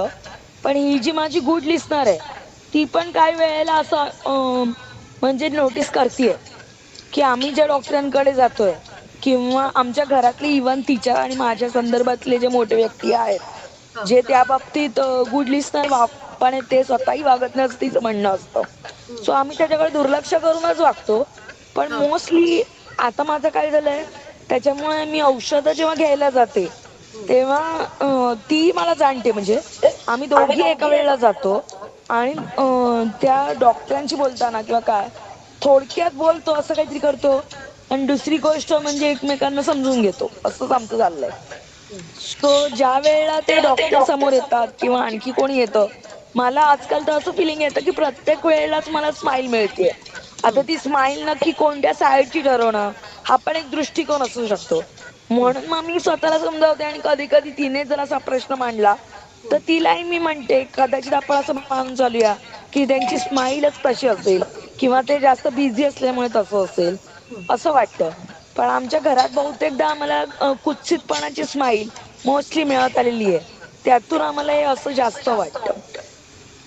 मग तू तुझ्याकडून जो प्रयत्न केलेला आहेस ना चांगलं लिसनर होण्याचा, हा, त्याची मदत तुला स्वतःला बरोबर. होते ना. हो आणि मला असं वाटतं दृष्टिकोन रहित असलं पाहिजे. म्हणजे स्माईल जरी समोरच्याने दिली तुम्ही म्हणाला तरी ती कुत्सितपणाची जर आपल्याला वाटत असेल तो थोडस त्याच्या फुटस्टेप मध्ये जाऊन विचार करावा की तो जर तिकडे दुसऱ्या कुठच्या पद्धतीने आपल्याला मदतच देणार असेल, मग तो डॉक्टर म्हणून औषधांच्या स्वरूपात असेल किंवा काय, तर आपण तिकडे आपल्या दृष्टिकोनाला पण बदलायला हवा असं मला एक मुद्दा महत्वाचा वाटला. आणि आणखी एक तुम्ही म्हटलं की गिव्ह आय कॉन्टॅक्ट, तर गिव्ह आय कॉन्टॅक्ट हा पण कधी कधी असा असू शकतो की समोरच्याला जर तुम्ही त्याची लकब जाणत नसाल तर ती रागाचा आय कॉन्टॅक्ट पण वाटू शकतो, असंही असतं. दुसरी गोष्ट तुम्ही पाचवा मुद्दा बोललात की बरोबर आहे, बरोबर प्रश्न पॉइंट आउट करणे. पण मोस्टली असं पण होऊ शकतं की जर समोरचं टीचर किंवा ज्याचे तुम्ही स्टुडंट आहात तो जर त्या टीचरना तुम्ही ते ओळखत असतात म्हणून ते आपल्याला हजरजबाबी वगैरे म्हणतात. पण अदरवाईज आपण जर न्यू व्यक्तीला भेटत असू तर कधी कधी आपण आगाऊ सुद्धा वाटू शकतो. हे मुद्दे म्हणजे मी पटकन तुमच्या बोलण्यात नसते कॅच केले, तर मला असं वाटलं की हे सांगावे इथे. बाकी सगळं बरोबर वाटतं. आणि आणखी एक मला माझ्या पर्सनल लाईफ बद्दल बोलायचं होतं, ते म्हणजे माझ्या लहानपणीपासून 12 वर्षांनी मोठी बहीण आहे मला, ती सिझोफ्रेनिक आहे. आज तिला मी रिहॅब मध्ये ठेवलेली आहे स्वतःची ऐपत नसताना. आईच्या पेन्शनची मदत आणि माझा जो आतली आशेची भावना आहे की मी हळूहळू मोठी होत जाईन आणि उद्या तिला सांभाळू शकेन कदाचित आईच्या नंतर, अशा पद्धतीने मी चालले. तर मलाही असे खूप स्टेप्स जाणवल्या की ज्याच्यामध्ये मला पूर्वी असं सांगण्यात आलं की तू स्वतःचा मुद्दा का लावून धरत नाहीस. आणि जेव्हा मी तो लावून धरायला गेले म्हणजे शांतपणे घेतलं, गुड लिस्नर पद्धतीने घेतलं, पण तो समोरची व्यक्ती ऐकत नव्हती आणि त्यांची जी टीम होती त्या शाळेत किंवा काय, तिथून शेवटी मला बाहेर पडावं लागलं. कोणीच ऐकत नाहीये म्हटल्यावर असं झालं. आणि अगदी माझ्या घरातलीच मंडळी जी मी आतापर्यंत बोलले की ज्यांचं कुत्सितपणा असणं वगैरे समोर येतं, त्या पद्धतीची मंडळी जी खूप चांगली लिस्नर इतरांच्या बाबतीत आहे पण मी घरातली असल्याने माझ्या नाही, ते सुद्धा याच्यात इन्व्हॉल्व आहेत. म्हणजे ते खूप मोठ्या पोस्टवर आहेत आणि त्यांना वाटतं की नाही ही बरोबर नाही, हिच्याकडे लक्ष नाही दिलं तरी चालेल. सो मी त्याच्यातनं बाजूला गेले किंवा मी दुर्लक्ष केलंय, मी स्वतःला प्रूव्ह करण्यासाठी वेगळ्या परीक्षा देते किंवा ज्याच्यात मला ऑनलाईन क्लासेस घ्यायचे वगैरे ते सगळं करते. पण म्हणजे मला असं फेस होत आहे की हा जो स्टिग्मा आहे ना समाजातला तो इतका दृढ आहे. आणि आणखी एक सुंदर गोष्ट सांगून आटपता घेते कारण मी बराच वेळ बोलतेय. ती गोष्ट म्हणजे तुम्ही जे बोलत होतात एम्पथी बद्दल, त्याच्यात मला असं जाणवलं फिलिंग ऑफ वननेस. तुम्हाला जर ऍक्टिव्ह लिस्नर असाल तर आपल्या भारत भूमीला स्वर्गभूमी बनवणं दूर नाही. आणि जर प्रत्येकाने ठरवलं तर, कारण आपल्याकडे अनेक जाती धर्माची लोक आहेत, सो जर प्रत्येकाने असं ठरवलं की मी केवळ एक गुजराती बघून सगळ्या गुजरात्यांना म्हणजे बडबडे ठरवणार नाही किंवा हत्तीची शेपूट किंवा सोंड किंवा असंच काहीतरी बघून मी त्याच्यावरनं सगळ्यांचं एकत्र पूर्वग्रह करून घेणार नाही, तर हे जे काही आहे ना हे गुड लिस्नर्स करू शकतात. सो तुम्ही खूप महत्वाचा मुद्दा मांडताय आणि त्याच्यातून म्हणजे आपलं काय, हे विश्वाची माझे घर आहे स्वप्न जे ज्ञानेश्वरांचं किंवा कोणत्याही मोठ्या व्यक्तीचं, मोठ्या थोर पुरुषाचं ते साध्य होणार आहे असं मला वाटतं. हा मेसेज मला मिळाला. थँक्यू. प्रियांका, तू खूप छान बोललीस आणि तू जो मुद्दा मांडलास तो विशेष करून स्टिग्मा विषयी आहे. आणि हा स्टिग्मा जो आहे तो त्यांनी जे पूर्वग्रह निर्माण समाजामध्ये झालेले आहेत आणि या पूर्वग्रहामुळे निश्चितपणे मानसिक आरोग्याकडे खूप पूर्वग्रहाने बघितलं जातं किंवा जे कोणी शुभार्थी आहेत त्यांच्याकडे एक बघण्याचा जो नकारात्मक दृष्टिकोन असतो आणि they are not listen properly. हा तुझा जो मुद्दा आहे तो अतिशय व्हॅलिड आहे आणि मला असं वाटतं की या निमित्ताने हा मेसेज जो आहे हा समाजाकडे जाणं हा निश्चितपणे खूप गरजेचा आहे. पण याही सगळ्यामध्ये तू तुझी पॉझिटिव्हिटी ठेवणं आणि तू स्वतःला एक चांगल्या लिसनिंग मोडमध्ये ठेवणं हे जे तू प्रयत्न करतेस ते निश्चितपणे कौतुक करण्यासारखे आहे. निश्चितपणे. Thank you madam, thank you so much. हा गोविंदजी. हा, मी त्यांची मिसेस बोलते. हा. आम्ही दोघं एका ह्याच्यात ऐकतोय. हो. मॅडम खूप सुंदर सांगितलं तुम्ही ऍक्टिव्ह लिसनिंग बद्दल. हो. खूप खूप धन्यवाद तुमचे. आणि आत्ता जे प्रियंकाने प्रश्न टाकला की म्हणजे कुत्सित हसणं वाटतं. तर मला वाटतं कधी बऱ्याचदा असंही होतं की समोरच्यांच्या डोक्यात काही ते नसतं, पण कुठंतरी शुभंकरांच्या डोक्यात म्हणजे ती भावना असते का असं मला वाटायला लागलं. कारण मलाही बऱ्याचदा मला एक सवय आहे की हसत म्हणजे नेहमी स्माइलिंग किंवा स्पोर्टिंग म्हणजे एक म्हणजे असं काहीतरी हसण्यावर नेणं किंवा म्हणजे अशी सवय आहे मला, काही चिडवून किंवा त्यांना रिलॅक्स कसं करायचं असं माझ्या डोक्यात असतं. आणि मला नेहमी हे ऐकण्यात येतं, माझी मुलगी जी म्हणते, मुलगी असो किंवा मिस्टर असो, ते म्हणतात काय हसत राहतीस म्हणून. म्हणजे त्यांना ते कुठंतरी मग मी म्हणत असते तुमच्याच डोक्यात काहीतरी चाललेलं असतं. म्हणजे कुठंतरी त्यांच्या मनात निगेटिव्हिटी असते किंवा काहीतरी म्हणजे त्यांच्या मनात निगेटिव्हिटी किंवा एक आयुष्याबद्दल निराशा असते म्हणून त्यांना तसं वाटतं का असं मला एक प्रश्न पडतो. कारण बऱ्याचदा मलाही ऐकून घ्यावं लागतं या हे. ज्या दोन गोष्टी आहेत की आपण जे म्हटलं की आपले माइंडसेट्स जे आहेत ते व्यक्तींचे दोन वेगवेगळे आहेत, दोघं जण वेगवेगळ्या प्लेन्स वरती आहेत. त्याच्यातून मग हे जे कम्युनिकेशन मधले इश्यूज आहेत ते निश्चितपणे होऊ शकतात. But there are ways to solve. म्हणजे त्याच्यामध्ये मार्ग जे आहेत ते नक्कीच काढता येतात. त्यामुळे हे वेगवेगळे गोष्टी आहेत जे या स्मूथ कम्युनिकेशन मध्ये अडथळे निर्माण करू शकतात. आणि मला असं वाटतंय की फक्त ते एका प्लॅटफॉर्मवरती येऊन बोलणं आणि मग ते एकमेकांनी नीट ऐकणं समोरच्याचं, हे जर घडू शकलं तर हे गैरसमज आहेत ते निश्चितपणे दूर होऊ शकतात. सुनीलजी, तुम्हाला बोलायचंय काही? हा, नाही. कोणीतरी प्रश्न विचारला होता की जर आपण ऍक्टिव्ह लिस्नर म्हणून कोणाला बोलायला गेलो किंवा तर तो समोरचा ऐकण्याच्या मनस्थितीत नसतो, तेव्हा आपण रिइन्फोर्समेंट जे तुम्ही सांगितलेली मेथड वापरू शकतो. जसं की त्याच्या पाठीवर थाप मारून, अरे चल चाय पिऊन येऊ, असं घेऊन त्याला मोकळं करून किंवा त्याला बोलायला प्रेरित करून किंवा तेवढं जरी आपण त्याला ती कृती केली तर त्याला ती फार सुदिंग वाटते. या संदर्भात मला एक घटना आठवते. जेव्हा आम्ही लहान असायचो तर आम्ही शहरामध्ये शिकायला होतो आणि मग खेड्यावरती जायचो सुट्ट्यांमध्ये. तेव्हा आजी आजोबा जे आमचे म्हणजे गंजलेले, म्हणजे असे खूप त्यांना रोग झालेले किंवा असे थकलेले वगैरे होत असायचे, तरी ते जेव्हा आम्ही निघताना आम्हाला कोंभाळायचे. तर ते जे टच आणि ते कोंभाळणं जे आठवते अजूनही एक सुख देऊन जातं. म्हणजे ज्या माणसाला गरज आहे खरोखर, तो माणूस दुसऱ्याला एम्पथी दाखवतो, लहान मुलांना, आणि स्वतःही त्याच्यातून आनंद डिराईव्ह करतो. हे म्हणजे असे प्रसंग, अशा मेथड्स आपण वापरू शकतो याच्यासाठी. निश्चितपणे. आणि मला परत एकदा एक सांगावं असं वाटतं की बऱ्याचदा आपण ना हे जेव्हा शिकत असतो ना तेव्हा आपल्याला असं जाणवत असतं की इतरांकडे कशीही कौशल्य नाहीत.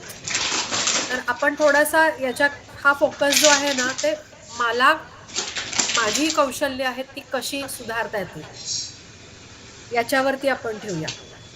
कारण ही गोष्ट खरी आहे की तुम्ही अख्ख्या जगाला तुम्ही सुधरवू शकणार नाही, पण तुम्ही स्वतःमध्ये ही कौशल्य निर्माण करू शकता ज्याचा फायदा तुम्हाला आहे.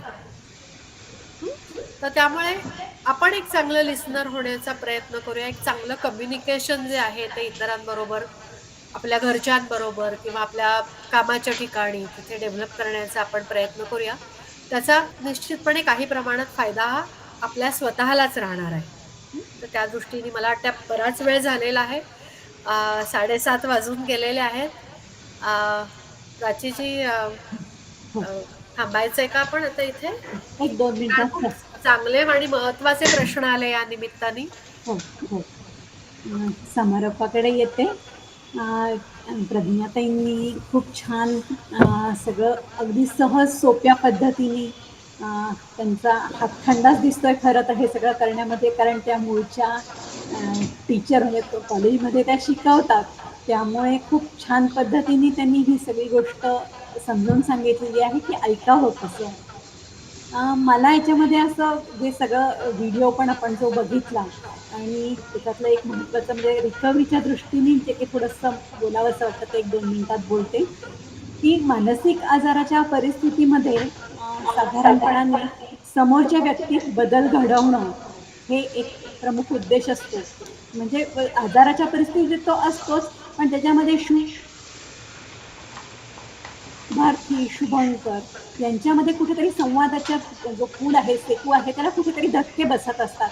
त्याच्यामागे काही वेगळी कारणं असतात, काही बायोलॉजिकल कारणं असतात, त्यामुळे संवाद इतका नेटका होऊ शकत नाही. पण जसं आपण या व्हिडिओमध्ये एक बघितलं ना, ती गोष्ट मला खूप भावली त्याच्यामधली, की प्लॅटफॉर्मवर राहिलेला जो मुलगा आहे, त्याने पहिल्यांदा सुरुवात केली, तो धावत राहिला आणि तो आतला मुलगा बघत होता गाडीमध्ये चढलेला त्याच्याकडे आणि त्याचं जे धावणं आहे, त्या गाडीत बसलेल्या मुलाच्या मना मला स्पर्शून गेलं आणि त्याच्यात ती भावना जागृत झाली, की नाही बदल माझ्यातही करायला हवाय. हे नाही होऊ शकत तर मी असं करतो. आणि तो त्याच्यामध्ये स्वतःहून तो त्याच्यातनं पुढे आला आणि त्याने बूट फेकला जेणेकरून त्या आधीच्याला आनंद झाला. तर म्हणजे संवाद जो आहे, एक जे एम्पॅथी आहे आणि ते समजून घेणं आहे, ते समोरच्या व्यक्तीमध्ये बदल घडवतं, जे आपल्याला आपल्या स्वमदत गटामध्ये अपेक्षित आहे. म्हणून आपल्याला शुभार्थी, शुभंकर, आम्ही फॅसिलिटेटर्स आणि डॉक्टर आणि जे काही सगळा समाज आहे, त्याच्यातल्या प्रत्येकाने एक चांगला कान देऊन ऐकणं खूप महत्त्वाचं आहे आणि त्याच्यामध्ये प्रज्ञाताईंनी सांगितल्याप्रमाणे सर्व त्याचे पैलू लक्षात घ्यावेत आणि त्या पद्धतीने रिकव्हरीच्या दिशेने वाटचाल करावी असं मला वाटतं. प्रज्ञाताई, पुन्हा एकदा तुम्हाला खूप खूप मनःपूर्वक धन्यवाद. खूप छान पद्धतीने सांगितलं. धन्यवाद. धन्यवाद. मॅडम, प्रज्ञाताईंचा आम्हाला ईमेल ऍड्रेस मिळू शकतो का? काय क्वायरीज विचारायच्या असल्या तर? म्हणजे फोन तर कळण्याचा प्रश्न येत नाही, पण ईमेल असेल तर. हो ठीक आहे, हरकत नाही. देते मी. प्राचीताईंकडे पाठवून देते मी. थँक्यू. माझा कॉन्टॅक्ट नंबरही देते. जर तुम्हाला काही संपर्क करून बोलायचं असेल तरी हरकत नाही. थँक्यू. थँक्यू. थँक्यू. अच्छा.